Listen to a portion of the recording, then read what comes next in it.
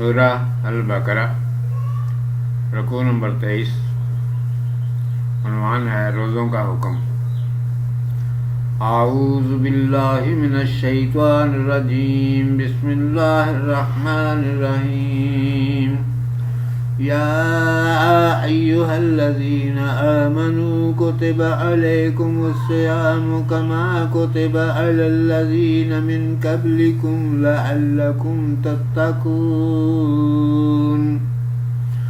اے ایمان والو، تم پر فرض کیا گیا روزہ جیسے فرض کیا گیا تھا تم سے اگلوں پر، تاکہ تم پرہیزگار بن جاؤ۔ الصیام روزہ صوم کی طرح مصدر ہے جس کے معنی روزہ ہیں۔ شریعت کی اصطلاح میں روزہ اسے کہتے ہیں کہ انسان فجر سے لے کر سورج کے ڈوبنے تک کھانے پینے اور جنسی اختلاط سے رکا رہے۔ مسلمانوں پر رمضان کے روزے فرض ہیں۔ احادیث میں روزے کے دوران میں گناہوں سے بچے رہنے کی تاکید بار بار آئی ہے، مثلا غیبت، فحش کلامی، بے حیائی، بد کلامی وغیرہ۔ علم طب یہ بتاتا ہے کہ روزہ جسمانی بیماریوں کو دور کرنے کا بہترین علاج ہے۔ اس کے علاوہ اس سے ضبط نفس اور سپاہیانہ زندگی پیدا ہوتی ہے۔ گویا روزہ ایک طرف روحانی خرابیوں کا علاج ہے اور دوسری طرف جسمانی قوتوں کو درست کرنے اور بیماریوں کا علاج کرنے والا ہے۔ الذین من قبلکم، تم سے پہلے لوگ۔ روزہ کسی نہ کسی صورت میں دنیا کے ہر مذہب اور ہر قوم میں پایا جاتا ہے۔ حضرت موسیٰ علیہ السلام، حضرت عیسیٰ علیہ السلام، حضرت ابراہیم علیہ السلام اور دوسرے انبیاء علیہ السلام کی شریعت میں روزے کو بہت حیثیت حاصل تھی۔ اس لیے پہلے لوگوں کی طرف اشارہ کر کے اللہ تعالیٰ نے فرمایا کہ ان کی طرح تم پر بھی روزہ فرض کیا جاتا ہے۔ مقصد یہ ہے کہ روزہ دار اپنی جائز اور طبعی خواہشوں کو پورا کرنے سے بھی ایک خاص مدت تک رکا رہے۔ لعلکم تتقون، تاکہ تم پرہیزگار بن جاؤ۔ اللہ تعالیٰ نے ساتھ ہی روزوں کا مقصد بھی بیان فرما دیا ہے، یعنی روزے اس لیے فرض کیے گئے ہیں تاکہ نفس کی غلاظت اور گندگی دور ہو، تقویٰ اور پرہیزگاری پیدا ہو۔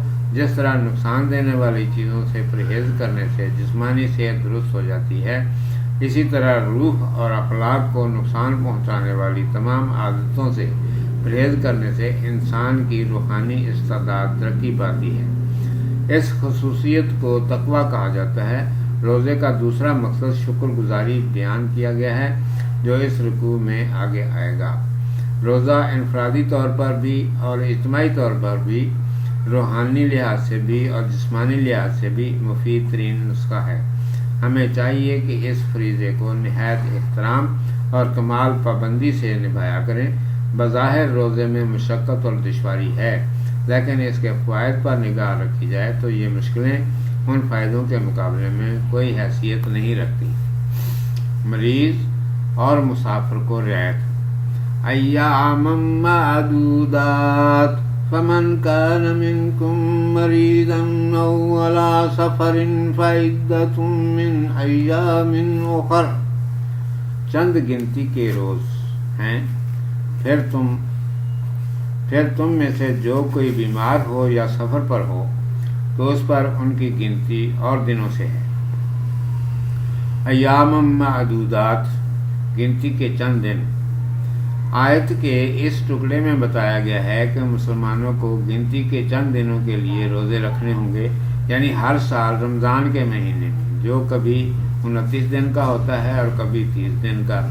امت کی تنظیم کے لیے وقت اور مدت کا یہ تعین نہایت ضروری تھا، تاکہ یہ نہ ہو کہ جب کسی کا جی چاہے اور جتنے دنوں کے لیے جی چاہے روزے رکھ لیں، بلکہ تمام اہل ایمان پر فرض کیا گیا کہ وہ ایک ہی خاص وقت پر اور ایک ہی خاص مدت میں اس مبارک فریضے کو ادا کریں۔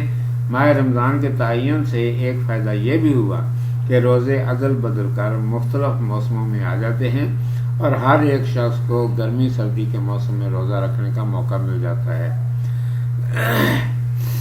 اس سے ایک یہ پہلو بھی نکل آتا ہے کہ فرض روزوں کی تعداد کچھ بڑی نہیں، یہ نہیں سال پر روزے ہی رکھتے جاؤ یا سال کا آدھا یا چوتھائی حصہ ہو، بلکہ سال میں صرف 1 مہینہ مقرر ہے۔ وقت اور مدت مقرر کر دی گئی، لیکن ایسے لوگوں کو کچھ رعایت بھی دے دی گئی ہے جو ان حدود اور شرائط کو پورا کرنے سے معذور ہوں۔ یہ لوگ جب اپنی مجبوریوں سے نجات پا لیں تو وہ رمضان کے چھوڑے ہوئے روزے کسی دوسرے وقت میں رکھ سکتے ہیں۔ سب سے پہلے ان لوگوں کو رعایت دی گئی ہے جو بیمار ہوں اور بیماری کے باعث روزہ رکھنا ان کے لیے دشوار ہو۔ بیماری کی صورتیں مختلف ہوتی ہیں، پھر اس کے علاوہ موسم اور عمر کے اختلافات بھی اثر انداز ہوا کرتے ہیں۔ یہاں ایسی بیماری مراد ہے جو روزہ رکھنے میں خلل انداز ہو اور ایسی شدید ہو کہ انسان روزہ نہ رکھ سکے۔ شریعت نے بیماری کا نام نہیں بتایا، بلکہ مسلمان کے خلوص اور دیانتداری پر اور ماہر معالج کی رائے پر چھوڑ دیا ہے۔ بیمار کے علاوہ ان لوگوں کو بھی رعایت دی گئی ہے جو سفر پر ہوں۔ یہ دونوں قسم کے آدمی یعنی مریض اور مسافر سال میں کسی اور وقت اپنے روزے پورے کریں، لیکن کوشش یہی ہونی چاہیے کہ جلد از جلد قضا روزے پورے کر لیے جائیں۔ کیا معلوم زندگی اور مہلت کب تک کے لیے ہے۔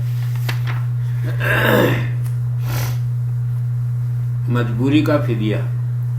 وَعَلَى الَّذِينَ يُطِيقُونَهُ فِدْيَةٌ طَعَامُ مِسْكِينٍ فَمَن تَطَوَّعَ خَيْرًا فَهُوَ خَيْرٌ لَهُ، اور جنہیں مشکل ہو ان کے ذمہ ایک فقیر کا کھانا بدلہ ہے، پھر جو کوئی خوشی سے نیکی کرے تو اس کے واسطے اچھا ہے۔ یطیقونہ مراد ہے کہ وہ لوگ جنہیں روزہ رکھنے کے لیے غیر معمولی طاقت لگانی پڑتی ہو اور روزے کی مشقت برداشت کرنا ان کے لیے مشکل ہو، مثلا بوڑھے لوگ، حاملہ اور دودھ پلانے والی عورتیں، ناتواں اور کمزور اشخاص وغیرہ۔ اس لفظ میں افعال کا حمزہ سلف ماخوذ کے لیے ہے۔ من تطوع جو خوشی سے کرے،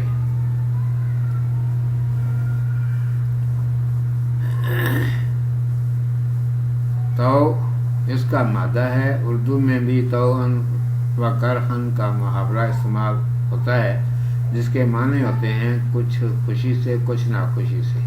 آیت کے اس ٹکڑے میں ان لوگوں کے لیے رعایت کا ذکر کیا گیا ہے جنہیں روزہ رکھنے میں بہت مشکل اور تکلیف اٹھانی پڑتی ہو۔ ان کے لیے یہ حکم دیا گیا ہے کہ وہ روزہ چھوڑنے کے بدلے میں کسی فقیر یا حاجت مند کو روزانہ 2 وقت کا کھانا پیٹ بھر کر کھلا دیا کریں، اور کھانے کا معیار وہی ہو جو عام طور پر خود ان کا رہتا ہے۔ اس کے بعد یہ بتایا گیا ہے کہ روزہ چھوڑنے کا صحیح فدیہ تو 1 مسکین کا 2 وقت کا کھانا ہے، لیکن اگر کوئی شخص اس بدلے کی مقدار بڑھا دے، یعنی 1 سے زیادہ فقیروں کو کھانا کھلا دے، کھانے کی قسم بہتر کر دے تو اور بہتر ہے۔ اس احسان اور نیک عملی کا معاوضہ اسے ضرور ملے گا، اس کی آخرت سنور جائے گی۔ صدقہ و خیرات، پیازی، حسن سلوک اور نیک برتاؤ کی تاکید اسلام ہر مقام پر اور ہر حال اور ہر وقت میں کرتا ہے، لیکن رمضان کے مبارک مہینے میں اس کی اہمیت اور زیادہ ہے۔ چنانچہ اس مہینے کے ختم ہونے پر یا ختم ہونے سے پہلے صدقہ فطر ادا کیا جاتا ہے، وہ بھی اس سلسلے کی اہم کڑی ہے تاکہ کوئی مسلمان بھوکا نہ رہے۔ رسول اللہ صلی اللہ علیہ وآلہ وسلم ویسے ہی بہت فیاض اور سخی تھے، لیکن حدیثوں سے پتہ چلتا ہے کہ آپ صلی اللہ علیہ وآلہ وسلم رمضان مبارک میں تیز آندھی کی طرح یعنی بہت زیادہ سخی ہو جایا کرتے تھے۔ ہمیں چاہیے کہ اپنے رہبر اعظم صلی اللہ علیہ وآلہ وسلم کے نقش قدم پر چلیں اور سخاوت اور پیازی میں ایک دوسرے سے بڑھ چڑھ کر حصہ لیں۔ روزوں میں غریب کی غربت اور بھوکے کی بھوک کا احساس ہوتا ہے۔ لازم ہے کہ اپنی خوشحالی اور فارغ البالی میں اس احساس کو زندہ رکھیں اور غرباء مستحقین کو امداد و اعانت سے محروم نہ کریں۔ روزے کی برکتیں۔ وَأَن تَصُومُوا خَيْرٌ لَكُمْ إِن كُنتُمْ تَعْلَمُونَ، اور اگر تم روزہ رکھو تو تمہارے لیے بہتر ہے اگر تم سمجھ رکھتے ہو۔ آیت کے اس ٹکڑے میں روزوں کی اہمیت اور خیر و برکت کا ایک بار پھر بیان کیا گیا ہے، اور بتایا گیا ہے کہ اگرچہ کوئی معقول عذر انسان کو روزہ قضا کرنے پر یا فدیہ دینے پر مجبور کر دے، پھر روزہ رکھنے سے جو فائدے اور برکتیں حاصل ہوتی ہیں وہ صرف رمضان میں روزہ رکھنے سے ہی حاصل ہو سکتی ہیں، قضا یا کفارے سے نہیں۔ اس لیے تنبیہ کر دی گئی کہ اگر تم روزے کی فضیلتیں، مصلحتیں اور حکمتیں سمجھو تو تمہارے لیے بہتر یہی ہے کہ تم روزہ رکھو اور فدیہ وغیرہ کی اجازت سے خواہ مخواہ فائدہ اٹھانے کی کوشش نہ کرو۔ اللہ تعالیٰ نے روزے کی فرضیت، حکمت اور اس کے سلسلے میں ضروری احکام کا ذکر جو اس رکوع کی سابقہ آیات میں فرمایا ہے، انہیں ہم یہاں دوبارہ خلاصے کے طور پر پیش کرتے ہیں۔ نمبر 1، روزہ ہر بالغ مسلمان مرد اور مسلمان عورت پر فرض ہے کہ یہ اسلام کے 5 ارکان میں سے ایک رکن ہے۔ اس سے غفلت، سستی اور روگردانی بہت بڑا گناہ ہے۔ فقہا نے روزے کی فرضیت کے انکار کو کفر قرار دیا ہے۔ نمبر 2، روزہ پہلی امتوں پر بھی فرض رہا ہے، اسلام نے کوئی نئی بات نہیں کی۔ نمبر 3، روزے کا مقصد انسان میں روح کی پاکیزگی، پرہیزگاری، تقویٰ اور بندگی پیدا کرنا ہے۔ نمبر 4، روزوں کی تعداد مقرر ہے، یعنی رمضان کے مہینے میں کبھی 29 اور کبھی 30 دن۔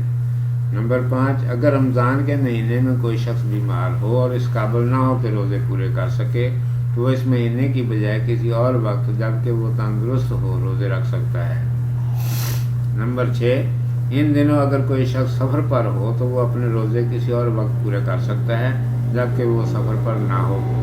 نمبر 7، فدیے کی مقدار ایک فقیر کو کھانا کھلانے کے برابر ہے، البتہ اگر کوئی شخص ان رعایتوں کا مستحق ہوتے ہوئے بھی روزہ رکھے اور اپنی خوشی سے نیکی میں بڑھ چڑھ کر حصہ لے تو یہ اس کے حق میں اور بھی بہتر ہے۔ ابھی روزے کا بیان اور اس کے مسائل ختم نہیں ہوئے ہیں، اس رکوع میں مسلسل یہ بیان جاری رہے گا۔ اللہ تعالی ہمیں صحیح علم و عمل اور سمجھنے سمجھانے کی توفیق بخشے۔ رمضان کی فضیلت۔ شہر رمضان الذی انزل فیہ القرآن، رمضان کا مہینہ ہے جس میں قرآن نازل ہوا۔ رمضان، ماہ رمضان، یہ لفظ رمض سے نکلا ہے جس کے لفظی معنی دھوپ اور گرمی کی شدت کے ہیں۔ یہ اسلامی سال کے 9ویں مہینے کا نام ہے۔ اسلامی سال شمسی نظام کے بجائے قمری نظام سے چلتا ہے اور چاند کے مہینے مختلف موسموں میں عدل بدل کر آتے ہیں، اس لیے رمضان بھی مختلف موسموں میں آتا ہے اور روزہ دار کو ہر قسم کے موسم میں روزے رکھنے کا موقع ملتا ہے۔ اللہ تعالیٰ نے اس آیت میں رمضان المبارک کے اندر روزے مقرر کرنے کی خصوصیت اور وجہ بیان فرمائی ہے، اور وہ ہے اس ماہ مقدس میں نزول قرآن۔ قرآن مجید یوں تو تھوڑا تھوڑا نازل ہوا اور 23 سال کے عرصے میں مکمل ہوا، لیکن اس کی ابتدا اس مقدس مہینے میں ماہ رمضان سے ہوئی۔ سب سے پہلے سورۃ العلق کی ابتدائی 5 آیات حضور اکرم صلی اللہ علیہ وآلہ وسلم پر غار حرا میں اس ماہ میں نازل ہوئی تھی۔ احادیث مبارکہ میں یہ بھی آیا ہے کہ لیلۃ القدر میں پورا قرآن مجید لوح محفوظ سے آسمان دنیا پر اترا اور پھر تھوڑا تھوڑا کر کے حضرت صلی اللہ علیہ وآلہ وسلم پر نازل ہوتا رہا۔ یہ لیلۃ القدر رمضان المبارک میں ایک مقدس اور بابرکت رات ہوتی ہے۔ کلام اللہ میں اس رات کو 1000 مہینوں سے افضل بیان کیا گیا ہے۔ احادیث نبویہ صلی اللہ علیہ وآلہ وسلم میں یہ بھی آیا ہے کہ سال میں جس قدر قرآن مجید نازل ہو چکا ہوتا، رمضان میں جبریل امین حضرت رسول اکرم صلی اللہ علیہ وآلہ وسلم کو آ کر سنا جاتے۔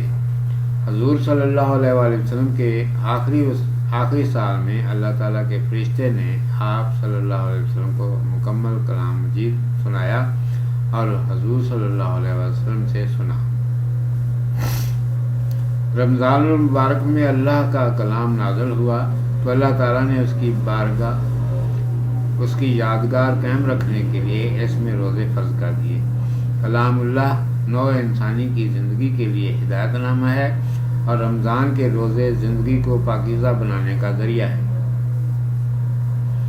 مبارک ہیں جو رمضان پائیں اور روزے مکمل رکھ لیں اور اپنی زندگیوں کو پاکیزہ بنا کر متقین کی فہرست میں شامل ہو جائیں۔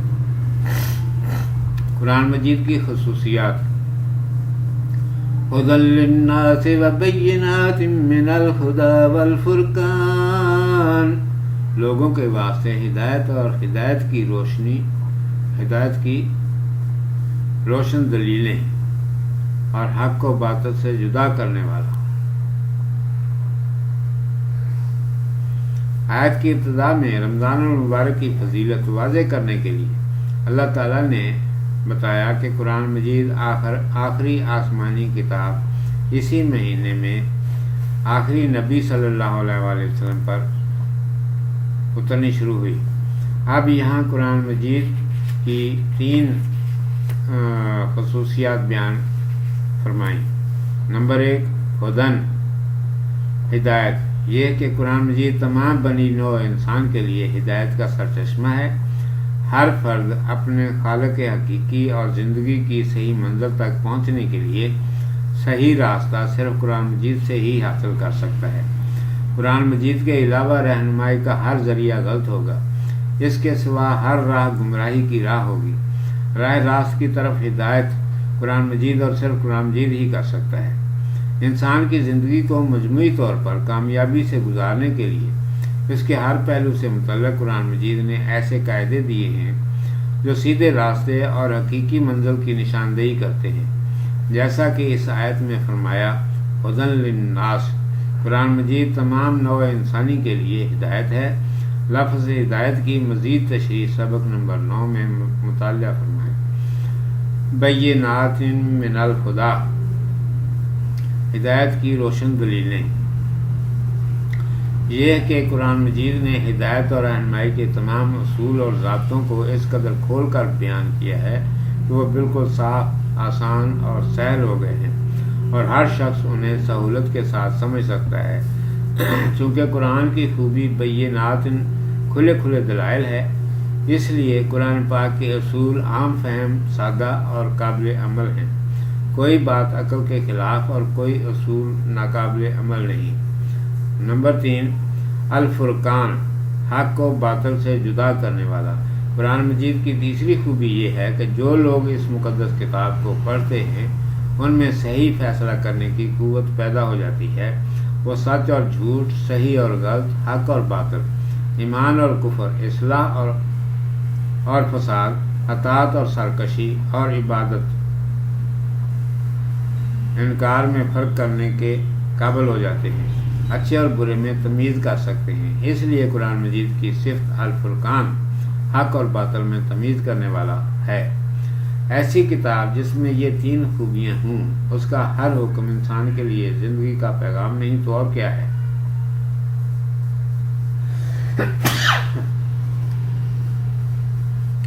اس کے ہر حکم میں ان گنت برکتیں اور حکمتیں بھری ہوئی ہیں۔ کاش مسلمان اللہ کے اس آخری پیغام کو خود بھی سمجھیں اور دنیا کو بھی سمجھا سکیں۔ اگر ہم دنیا کے کونے کونے میں اللہ کا کلام نہ پھیلا سکے تو یہ امانت میں خیانت ہوگی۔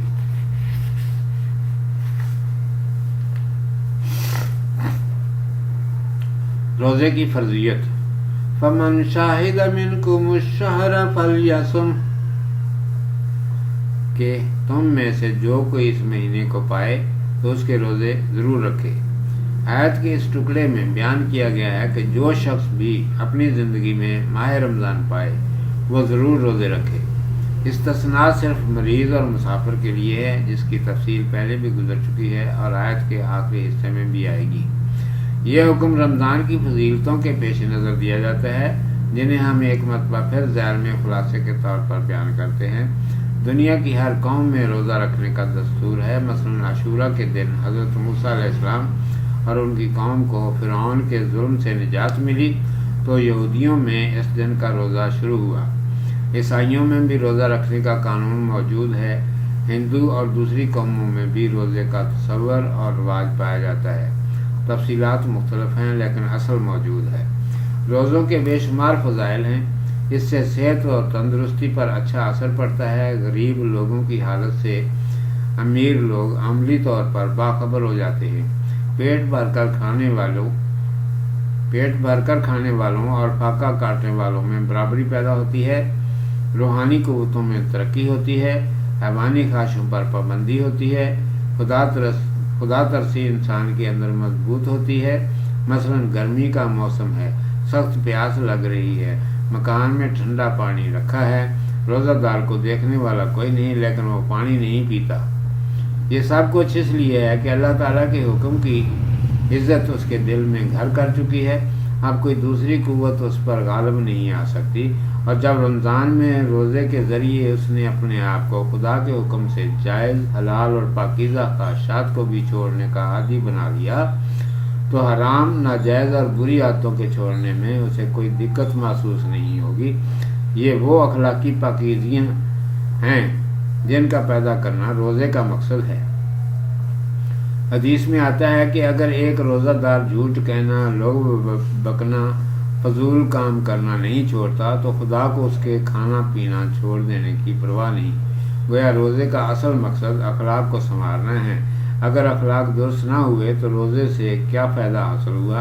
ہم مسلمانوں پر فرض ہے کہ روزوں کی اس قدر فضیلت اور اہمیت کے پیش نظر ہر سال اس ماہ کے روزے رکھیں، رمضان کا احترام کریں اور اپنے اندر اخلاقی، جسمانی اور روحانی خوبیاں پیدا کریں تاکہ نزول قرآن کا مقصد پورا ہو اور رمضان المبارک واقعی نزول قرآن کا جشن اور یادگار ثابت ہو جائے۔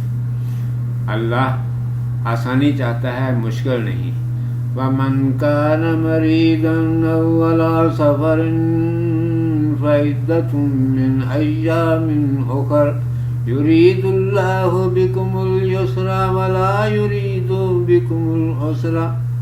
اور جو کوئی بیمار ہو یا سفر پر ہو تو اور دنوں میں گنتی پوری کرنی چاہیے۔ اللہ تم پر آسانی چاہتا ہے اور تم پر دشواری نہیں چاہتا۔ اس آیت میں قرآن مجید نے یہ حقیقت ظاہر کی ہے کہ دین فطرت یعنی اسلام نہایت آسان اور سہل ہے۔ اسلام انسانوں سے سخت مشقتیں، دشوار ریاضتیں اور ناقابل عمل عبادتیں نہیں چاہتا، بلکہ اسلام میں بہت سی گنجائشیں اور بے شمار سہولتیں رکھ دی گئی ہیں۔ کمزور، مجبور انسانوں کو رعایتیں دی گئی ہیں۔ اسلامی شریعت میں ایسا کوئی حکم نہ ملے گا جس میں انسان کے حالات، عمر، صحت، موسم اور دوسری مجبوریوں اور مشکلوں کا لحاظ نہ کر لیا گیا ہو۔ پچھلی آیت میں یہ حکم دیا گیا تھا کہ جو شخص اپنی زندگی میں رمضان کا مہینہ پائے وہ روزے رکھے۔ اس سے شاید بعض لوگوں کو یہ خیال ہوتا ہو کہ اس حکم میں سب آ جاتے ہیں اور معذور کی رعایت نہیں کی گئی، اس لیے اب حکم دہرا دیا گیا کہ جو مریض اور مسافر ہو وہ رمضان کے بجائے کسی اور مہینے میں روزے رکھ سکتے ہیں اور اللہ تعالیٰ کی خوشنودی حاصل کر سکتے ہیں۔ اس آیت سے ہمیں یہ بھی پتہ چلتا ہے کہ اگرچہ شریعت کے احکام بظاہر کسی قدر دشوار اور مشکل معلوم ہوتے ہیں، لیکن دراصل وہ ہماری کامیابی، ترقی اور آسانی راہ کے لیے ہوتے ہیں، کیونکہ اللہ تعالیٰ کو ہم سے دشمنی نہیں جو مشکل احکام دے، بلکہ وہ ہمارا خالق، معبود اور ارحم الراحمین ہے۔ وہ ہر حالت میں ہماری آسانی اور سہولت کا لحاظ رکھتا ہے۔ اس کا ہر حکم مصلحت زندگی اور خوشحالی کے لیے ہوتا ہے۔ جن حکموں کو وہ مشکل سمجھتے ہیں، جن حکموں کو ہم مشکل سمجھتے ہیں، دراصل وہ بھی آسان ہوتے ہیں۔ ہم اپنی تن آسانی اور سستی کی وجہ سے انہیں مشکل سمجھتے ہیں۔ واقعی آج تک ہم نے کبھی نہیں سنا کہ رمضان کے روزوں کی وجہ سے کوئی مر گیا ہو یا کسی کی صحت خراب ہو گئی ہو۔ اس کے برعکس روزے سے صحت بہتر ہوتی ہے، روحانیت کا تو کیا ذکر۔ روزے کے دوسرے مقاصد: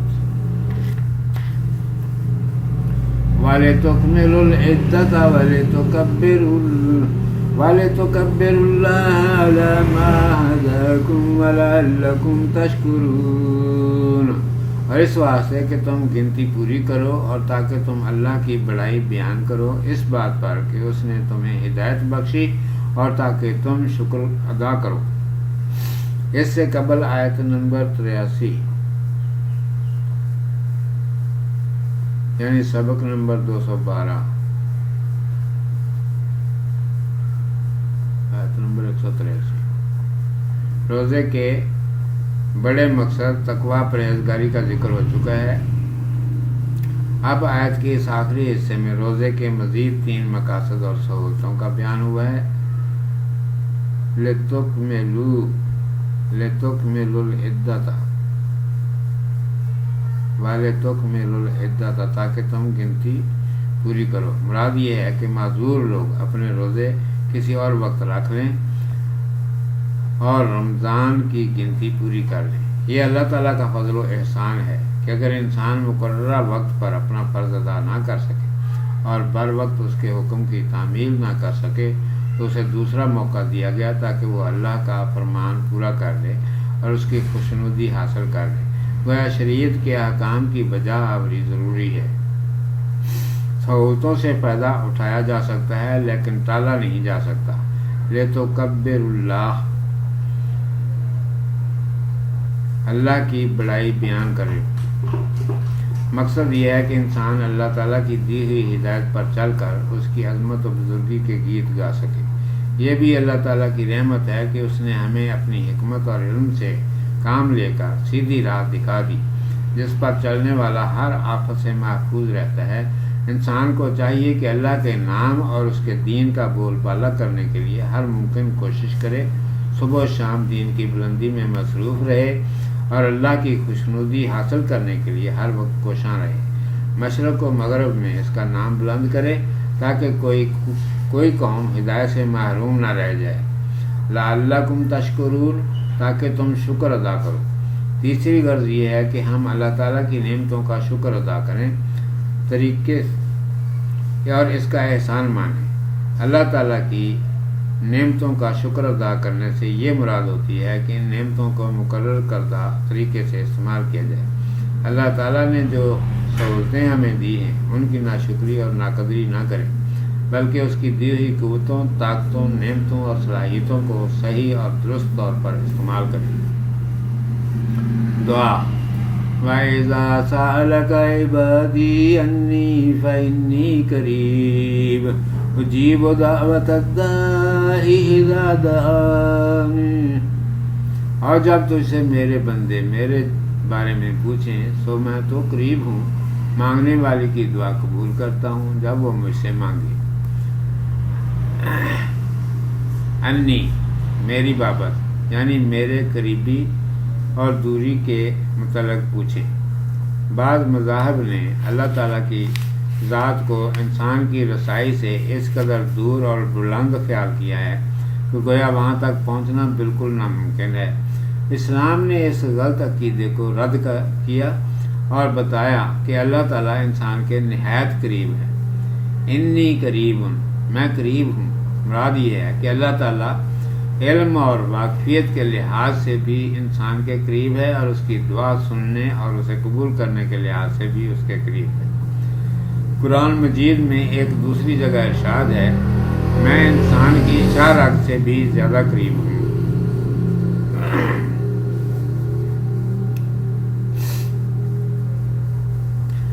نحن اقرب الیہ من حبل الورید۔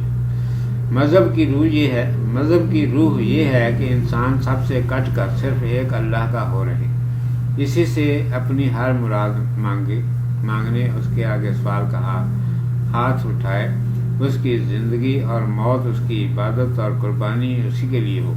اس روح کو پیدا کرنے کے لیے اللہ تعالیٰ نے دعا کی تعلیم دی اور فرمایا کہ میں انسانوں سے دور نہیں ہوں، بلکہ جب کبھی کوئی شخص تمام جانب سے ہٹ کر میرے پورے اخلاص کے ساتھ مجھے پکارتا ہے تو میں اس کی پکار کو سنتا ہوں، اسے جواب دیتا ہوں، اس کی دعا قبول کرتا ہوں، اس کی تمنا پوری کرتا ہوں۔ حدیث شریف میں آتا ہے کہ رات کے آخری تیسرے حصے میں اللہ تعالیٰ قریب ترین آسمان پر آ کر یہ اعلان کرتا ہے کہ ہے کوئی مانگنے والا جس کی دعا قبول کروں، ہے کوئی سوال کرنے والا جس پر نوازش کروں، ہے کوئی بخشش مانگنے والا جسے معاف کروں۔ رسول اللہ صلی اللہ علیہ وسلم نے ایک بار فرمایا کہ دعا عبادت ہے۔ ایک اور حدیث میں آتا ہے کہ اللہ تعالیٰ اس درجے باحیا اور کریم ہے کہ وہ کسی دعا کرنے والے کو خالی ہاتھ واپس نہیں کرنا چاہتا، لیکن دعا کے قبول ہونے کی ایک شرط یہ ہے کہ دل غافل اور بے پرواہ نہ ہو۔ رات کے اس آخری حصے ہی پر کیا موقوف ہے، اللہ تعالیٰ ہر وقت اور ہر جگہ ہر پکارنے والے کی پکار سنتا ہے، بشرطے کہ وہ خلوص اور ایمانداری کے ساتھ اسے پکارے۔ اس آیت میں اللہ تعالیٰ نے انسانوں کے لیے کتنا بھروسہ، ٹوٹے ہوئے دلوں کے لیے کیسی امید، گناہ گار روحوں کے لیے کیسی توقع، تھکے ماندوں کے لیے کیسا سہارا، بے بسوں کے لیے کیسا آسرا اور کیسی قوت بھر دی ہے۔ انسان اس سے نہ مانگے تو اور کس سے مانگے، مگر کس قدر غافل اور ظالم ہے یہ انسان کہ اس سے مانگتے وقت شرماتا ہے اور اس کے سامنے ہاتھ پھیلاتے ہوئے جھجکتا ہے۔ دعا کی 2 شرطیں۔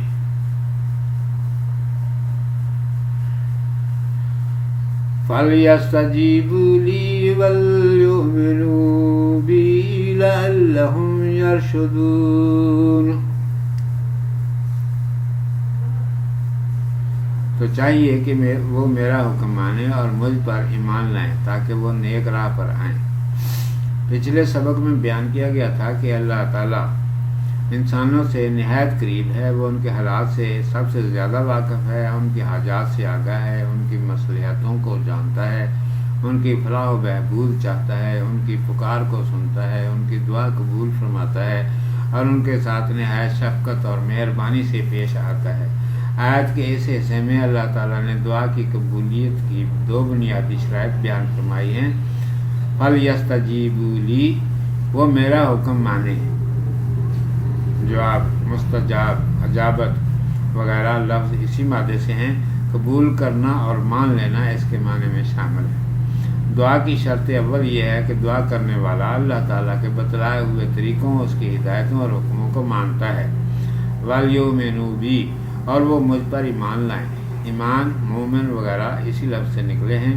ایمان کی تشریح پہلے بھی ہو چکی ہے، یہاں زبان سے ماننا، دل سے یقین رکھنا اور اس کے مطابق عمل کا ارادہ رکھنا قبولیت دعا کی دوسری شرط ہے۔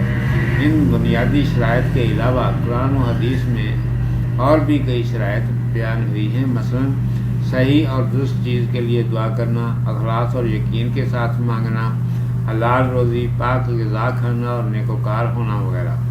بعض اوقات ہماری دعائیں قبول نہیں ہوتی، ہمیں مایوس اور دل برداشتہ ہونے کے بجائے یہ سوچنا چاہیے کہ اللہ تعالیٰ کو کوئی حکم اور فیصلہ حکمت اور مصلحت سے خالی نہیں ہوتا۔ البتہ ہماری دعا میں نقائص اور کمزوریوں کا اندیشہ ہو سکتا ہے۔ ممکن ہے بعض وقت دعا کی قبولیت ہمارے حق میں مضر ہو، اس لیے ہمیں اللہ تعالیٰ کے فیصلے اور اس کی حکمت پر بہتری کا یقین رکھنا چاہیے۔ دوسری بات جو ہمیں پیش نظر رکھنی چاہیے کہ بعض دعاؤں کے قبول نہ ہونے کی وجہ سے یہ کہنا مناسب نہیں کہ دعا کرنے کا کوئی فائدہ نہیں، کیونکہ بسا اوقات کسی بیماری پر کوئی دعا مفید نہیں ہوتی لیکن علاج ترک نہیں کیا جاتا، اس لیے کوئی وجہ نہیں کہ دعا قبول نہ ہونے پر اسے ترک کر دیا جائے۔ قبول نہ ہونے میں ضرور کوئی مصلحت ہوگی اور اللہ تعالیٰ ہماری مصلحت سے واقف ہے، ہماری فلاح چاہتا ہے، لہذا ہمیں بھی چاہیے کہ رو کر اس کے آگے دعا کریں، اس کے بتائے ہوئے طریقے پر عمل کریں، کیونکہ یہی راہ کامیابی کی راہ ہے۔ میاں بیوی کا تعلق۔ احل لکم لیلۃ الصیام الرفث الی نسائکم ہن لباس لکم وانتم لباس لہن۔ تمہارے لیے جائز ہوا روزے کی رات میں بے حجاب ہونا اپنی بیویوں سے، وہ تمہارا لباس ہیں اور تم ان کا لباس ہو۔ الرفث، بے حجاب ہونا۔ رفث کے لفظی معنی ہے ایسا کلام جو جنسی جذبے اور نفسانی خواہشات کو اکسائے، یہاں مراد خود خواہشات کو پورا کرنا ہے۔ آپ جانتے ہیں کہ اسلامی شریعت کے احکام آہستہ آہستہ نازل ہوئے ہیں۔ اہل کتاب یہود کی طرح مسلمان بھی روزوں کے ایام میں رات کے وقت سونے کے بعد بیویوں سے صحبت سے باز رہتے تھے۔ اس آیت کے ذریعے اس میں نرمی کی گئی اور رات کے وقت مباشرت کی اجازت دے دی گئی۔ اس سے ظاہر ہے کہ اسلام جذبات اور خواہشات کو سرے سے مٹانا نہیں چاہتا، بلکہ تمام کام اللہ کے حکم اور اس کی مرضی کے مطابق ڈالنا چاہتا ہے۔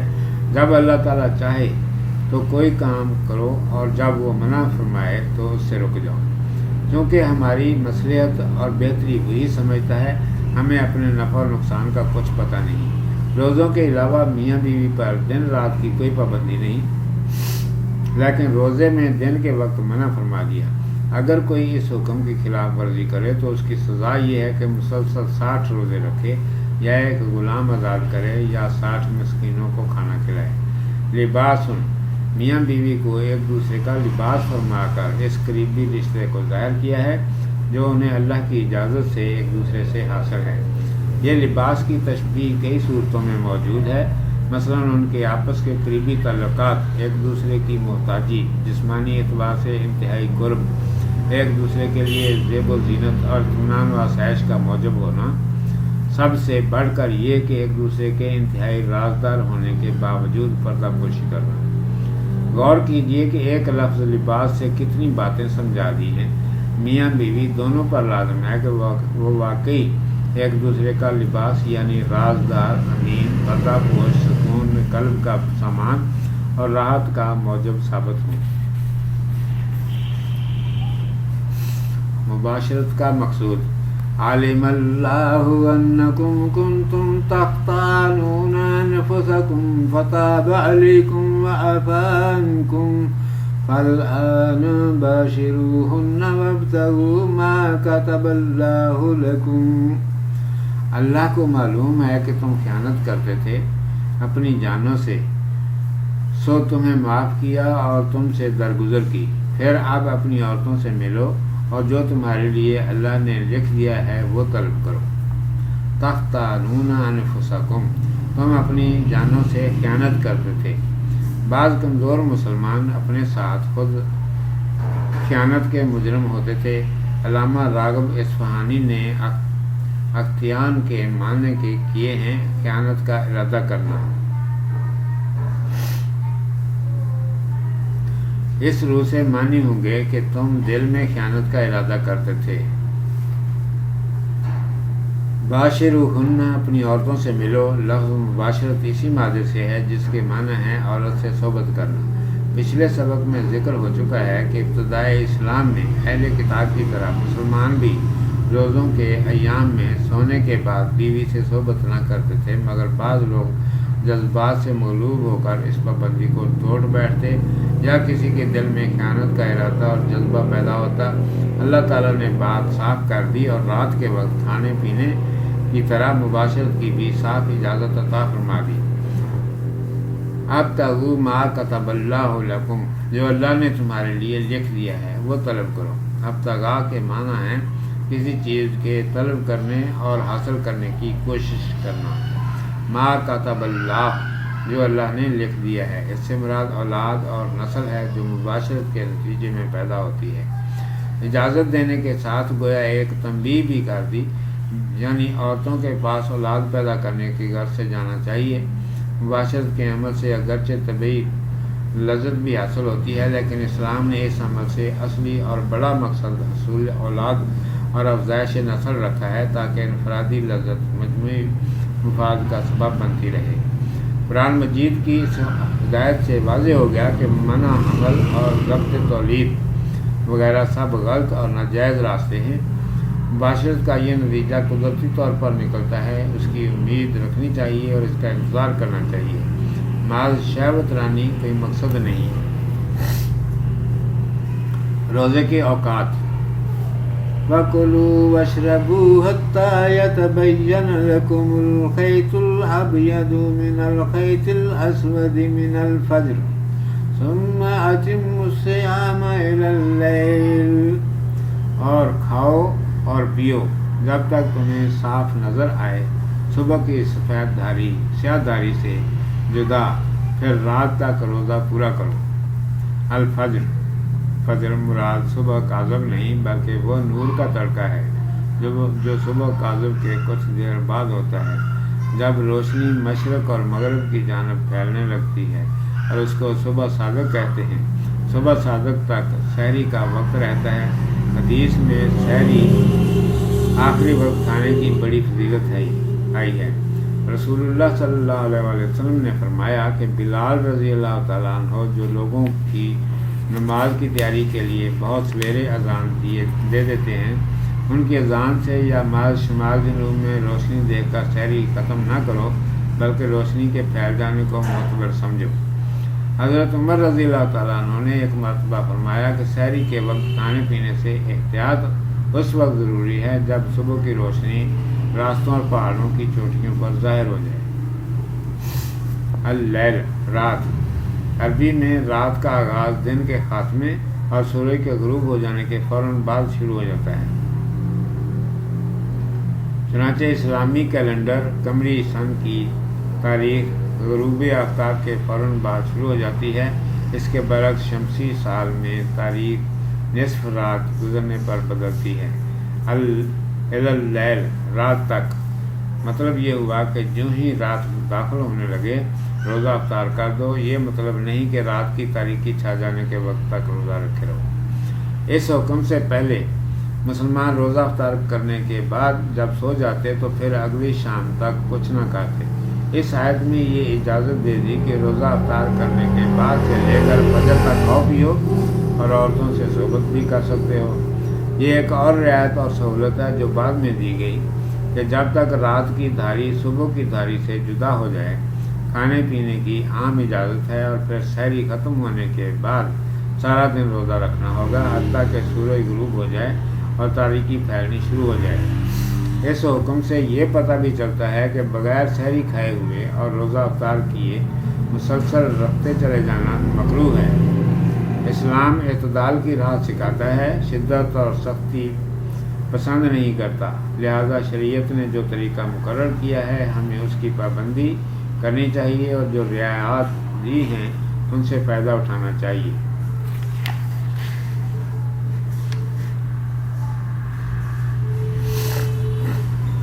اعتکاف کے احکام۔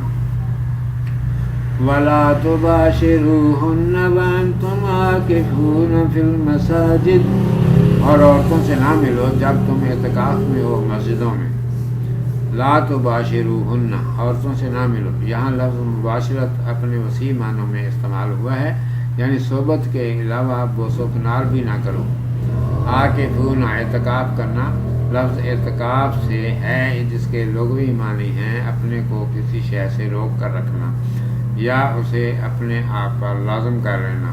اصطلاح میں اس سے مراد ہے مسجد میں بیٹھ کر اپنے آپ کو عبادت کے لیے وقف کر لینا۔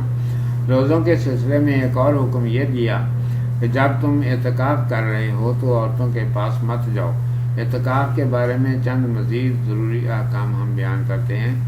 اعتکاف کرنے والے پر لازم ہے کہ وہ اس زمانے میں ہر وقت مسجد میں رہے، وہیں کھائے پیے اور سوئے جاگے۔ صرف بدنی اور شرعی ضرورتوں کے لیے ہی مسجد سے باہر نکل سکتا ہے۔ اعتکاف کے لیے مدت کم سے کم 1 دن ہے اور زیادہ سے زیادہ کی کوئی حد نہیں۔ فی المساجد کے لفظ سے ظاہر ہوتا ہے کہ اعتکاف ہمیشہ مسجد ہی میں ہونا چاہیے۔ البتہ عورتوں کا اعتکاف مسجد کے بجائے گھر کے کسی گوشے میں ہو سکتا ہے۔ اعتکاف کے دوران گفتگو جائز ہے بشرطے کہ مسجد کے احترام اور اعتکاف کے آداب کے خلاف نہ ہو۔ جناب رسول اللہ صلی اللہ علیہ وسلم کی عادت مبارک تھی کہ آپ صلی اللہ علیہ وسلم ماہ رمضان کے آخری عشرے میں پورے 10 دن کے لیے مسجد میں اعتکاف فرماتے اور دنیاوی معاملات سے اپنا تعلق بالکل توڑ لیتے۔ اس لیے اعتکاف سنت کفایہ ہے، یعنی ایسی سنت کے محلے کا ایک آدمی کر لے تو دوسروں کی ذمہ داری ختم ہو جاتی ہے۔ اعتکاف کے بہت سے فوائد ہیں۔ روحانی قوت حاصل کرنے، ایمانی اعتبار سے تازہ دم ہونے کے لیے اس سے بہتر طریقہ اور کوئی نہیں، کیونکہ اس زمانے میں انسان اپنا وقت مسلسل اطاعت اور عبادت میں گزارتا ہے، اسے تنہائی اور یکسوئی میسر آتی ہے۔ ہمیں چاہیے کہ رسول اللہ صلی اللہ علیہ وسلم کی اس سنت پر پورا عمل کریں، ایمان کی روشنی حاصل کریں، اللہ تعالیٰ کا قرب حاصل کریں، رسول اللہ صلی اللہ علیہ وسلم کی خوشنودی کے مستحق ہوں اور کم سے کم چند دن کے لیے کامل طور پر پاکیزگی حاصل کریں، دنیاوی تعلقات اور معاملات سے کچھ مدت کے لیے اپنا رشتہ توڑ لیں اور معبود حقیقی کی طرف متوجہ ہو جائیں۔ حدود اللہ، تلک حدود اللہ فلا تقربوها کذالک یبین اللہ آیاتہ للناس لعلہم یتقون۔ یہ اللہ کی باندھی ہوئی حدیں ہیں، سو ان کے نزدیک نہ جاؤ۔ اسی طرح اللہ اپنی آیتیں لوگوں کے لیے بیان فرماتا ہے تاکہ وہ بچتے رہیں۔ تلکا، یہ اس سے ان 6-7 احکام کی طرف اشارہ ہے جو پہلے سبقوں میں بیان ہو چکے ہیں۔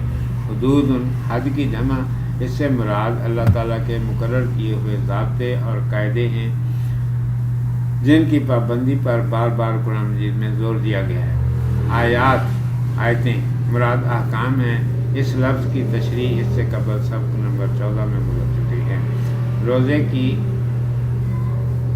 برکات اور اس کی فرضیت بیان کرنے کے بعد قرآن مجید نے اس سے متعلق تمام ضمنی قوانین بتا دیے، اعتکاف کے لوازمات اور دوسرے ضابطے بھی واضح کر دیے۔ اب آیت کے اس آخری ٹکڑے میں یہ تنبیہ کی گئی ہے کہ تمام قوانین، اصول، حدیں اور بندشیں اللہ تعالیٰ نے وضع کی ہیں، ان سے منہ موڑنا اور خلاف ورزی کرنا معمولی بات نہ ہوگی، بلکہ انہیں مقرر کرنے والا اللہ تعالیٰ ہے جو حکمت اور علم والا ہے، اس کی ہدایات اور احکام برحق ہیں، مصلحت پر مبنی ہیں، انسانوں کی فلاح اور کامیابی کے ضامن ہیں، ان کی پیروی اور تعمیل سے دنیا و آخرت سنورے گی، ان کی روح گردانی اور سرتابی تباہی و بربادی کا پیش خیمہ ہوگی۔ اس لیے کسی انسان کو ان سے باہر نہیں جانا چاہیے، اس کی بندھی ہوئی حدوں کے اندر رہنا چاہیے۔ جس طرح اللہ تعالیٰ نے روزے کے احکام، اس کی حدیں، اوقات، اعتکاف اور اس سے متعلق دوسرے امور تفصیل سے بیان کر دیے ہیں، اسی طرح وہ باقی احکام انسان کی فلاح اور بہتری کے لیے تفصیل سے بیان فرماتا ہے۔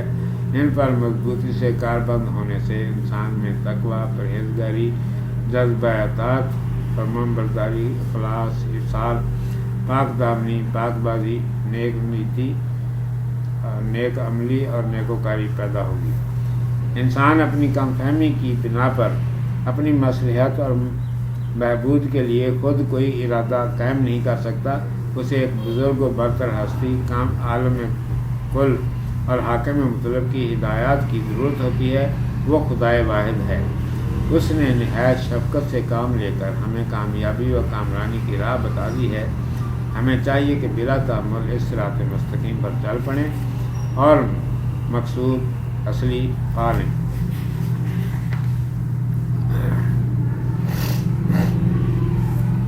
ناحق مال، وَلَا تَأْكُلُوا أَمْوَالَكُمْ بَيْنَكُمْ بِالْبَاطِلِ، اور آپس میں ایک دوسرے کا مال ناحق نہ کھائیں۔ لا تأکلوا، نہ کھاؤ، یہ لفظ عقل سے نکلا ہے جس کے معنی کھانا ہے۔ محاورے کے اعتبار سے صرف کھانا ہی مراد نہیں بلکہ کسی طرح بھی ناجائز طور پر مال حاصل کر کے استعمال کرنا مراد ہے۔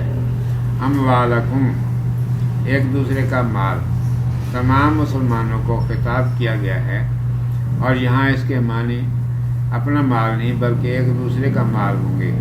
بینکم، آپس میں۔ علماء نے اس لفظ کا دائرہ بہت وسیع بیان کیا ہے، صرف مسلمانوں کے مال تک ہی حکم محدود نہیں بلکہ مراد تمام انسانوں کا مال ہے، خواہ مسلم ہو یا کافر۔ کسی کا مال بھی دغا، فریب، ظلم اور ناحق لینا جائز نہیں۔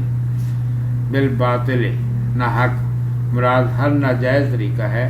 اس کی بے شمار صورتیں ہو سکتی ہیں، جائز طریقہ ایک ہی ہوتا ہے، اس کے سوا جو صورت بھی اختیار کی جائے وہ ناجائز اور باطل تصور ہوگی۔ روزوں کی فرضیت سے یہ مقصود تھا کہ امت کے افراد کے نفس پاکیزہ ہوں۔ اللہ تعالیٰ کی رضامندی حاصل کرنے کے لیے پہلے وہ اپنے اندر حلال چیزوں کو چھوڑنے کی عادت پیدا کریں تاکہ آئندہ ناجائز طریق سے حاصل کیا ہوا مال ان کے لیے چھوڑنا آسان ہو جائے اور اسے بالکل پرہیز کریں۔ مل جل کر رہنے سے تبادلہ اشیاء کی ضرورت پڑتی ہے، اس لیے فرما دیا کہ باہمی لین دین میں کسی کا مال ظلم کر کے کھانے کی کوشش ہرگز نہ ہونی چاہیے۔ لوٹ مار کرنا، قمار بازی میں الجھنا، دھوکے فریب، چال بازی اور دیگر باطل طریق سے مال حاصل کرنا ایک دم ترک کر دینا چاہیے۔ باطل طریق سے مال حاصل کرنا ایک دم ترک کر دینا چاہیے۔ ایسے ہی گانے بجانے کی اجرت، شراب کا کاروبار مثلا بنانا، خرید و فروخت وغیرہ، رشوت لینا، جھوٹی گواہی دینا، امانت میں خیانت کرنا اور کمزور و بے بس کا ناحق مال کھانا باطل طریقے ہیں جو چھوڑنے چاہیے۔ قرآن مجید نے اس کا فیصلہ زیادہ تر لوگوں کے اپنے ضمیر پر چھوڑ دیا ہے کہ ہر شخص اپنی ذمہ داری خود محسوس کرے، اپنا چال چلن اور برتاؤ درست کرے، اعمال کے حساب کا ڈر اپنے اندر رکھے، ہر معاملہ دیانت اور امانت کے ساتھ کرے تاکہ حکومت کو صرف خاص حالتوں میں مداخلت کرنے کی ضرورت ہو۔ اس آیت کا نچوڑ یہ ہے کہ نیکی صرف یہ نہیں کہ تم رمضان کے دنوں میں پاک اور جائز چیزوں کو ترک کر دو، بلکہ اصل نیکی یہ ہے کہ تم ہمیشہ کے لیے ناجائز مال کھانا اور حاصل کرنا چھوڑ دو۔ کبھی دھوکے، فریب، خیانت، ظلم، زیادتی، بے انصافی سے کسی کا مال حاصل نہ کرو۔ رشوت اور ناجائز تحفے وصول کرنا حرام ہے۔ جس طرح روزوں سے مسلمانوں کے نفس پاکیزہ ہوں گے، اس طرح اس حکم کی پیروی سے ان کے عمل پاک ہو جائیں گے۔ اس کا مبارک اثر اخلاق، معاشرت، سیاست، عدالت غیر زندگی کے ہر شعبے پر پڑے گا۔ رشوت وَتُدْلُوا بِهَا إِلَى الْحُكَّامِ لِتَأْكُلُوا فَرِيقًا مِّنْ أَمْوَالِ النَّاسِ بِالْإِثْمِ وَأَنْتُمْ تَعْلَمُونَ، اور انہیں حاکموں تک نہ پہنچاؤ کہ لوگوں کے مال میں سے کوئی حصہ کھا جاؤ نہ حق، اور تم جانتے ہو۔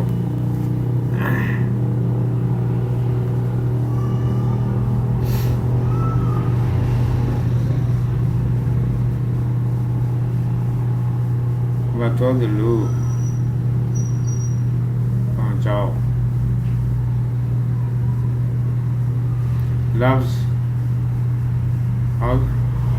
عدلا سے نکلا ہے جس کے معنی ہیں کنویں میں ڈول ڈالنا، کسی چیز کو کہیں پہنچانا یا اسے وسیلہ بنانا بھی معنی مراد لیے جاتے ہیں۔ مطلب یہ ہوا کہ حاکموں کو اپنا طرفدار بنانے یا ان تک رسائی حاصل کرنے کا مال کو ذریعہ نہ بناؤ، اور رشوت یا مال تحفے تحائف دے کر حاکموں پر اثر نہ ڈالو۔ فریقاً کوئی حصہ، اس لفظ کے معنی کسی گروہ یا فریق کے بھی ہوتے ہیں، لیکن یہاں حصہ یا جزء کے معنوں میں استعمال ہوا ہے۔ بالاسم ناحق ہر قسم کی برائیاں اسم کے معنی مفہوم میں شامل ہیں۔ سوسائٹی میں عدل و انصاف اور لوگوں کے حقوق کی حفاظت کی خاطر قرآن مجید نے یہاں دو باتوں پر زور دیا ہے۔ ایک یہ کہ نذرانے، ڈالیاں، دعوتیں اور رشوت کے دوسرے تمام ایسے ذرائع جن سے حاکموں پر اثر ڈالنا اور ان سے رسوخ پیدا کرنا مقصود اور ناجائز ہے، کیونکہ اس طرح حاکم جانبدار ہو سکتے ہیں، انصاف کی ترازو ٹیڑھی ہو جاتی ہے، عدل اور حق پرستی کا وجود ختم ہو جاتا ہے، ظلم اور حق تلفی عام ہو جاتی ہے، جھوٹے دعوے، جعلی کاغذات، جھوٹی گواہیاں، جھوٹے حلف نامے اور حق بات سے کترانا عام ہو جاتا ہے۔ اس طرح بدعنوانیاں پھیلتی ہیں، قتل و خون زیادہ ہو جاتے ہیں۔ ان سب سے بچنے کے لیے یہ قانون بنا دیا گیا کہ حاکموں کو غیر جانبدار، عدل پرست اور حق کا طرفدار رکھنے کے لیے ضروری ہے کہ کوئی فرد اپنے مال سے حاکم کو ورگلانے کی کوشش نہ کرے۔ دوسری اہم بات جو اس سلسلے میں قرآن مجید نے بتائی وہ یہ کہ ہر معاملہ اور لین دین میں خود انسان کا ضمیر اسے نیکی کی طرف متوجہ کرتا ہے اور برائی پر ملامت کرتا ہے۔ ظاہر ہے کہ دنیا کی بہتر سے بہتر عدالت اور عادل سے عادل حاکم کے فیصلے بہرحال مقدمے کی صورتحال اور گواہوں کی شہادت کے مطابق ہی ہوں گے اور ان میں غلطی اور لغزش ممکن ہے، لہذا کسی حاکم اور قاضی کے فیصلے کے باوجود اصل مجرم ان کی نگاہ میں جرم سے اور گناہ گار اپنے گناہ کی سزا سے بچ سکتا ہے، لیکن انسان کا ضمیر اسے دھوکہ نہیں دے سکتا بشرطے کہ اس نے ضمیر کی آواز کو دبا کر مار ہی نہ دیا ہو۔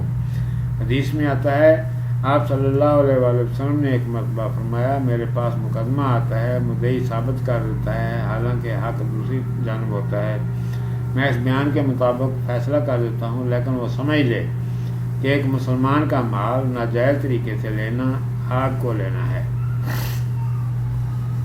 صدق اللہ مولانا العظیم و صدق رسولہ النبی الامی الکریم۔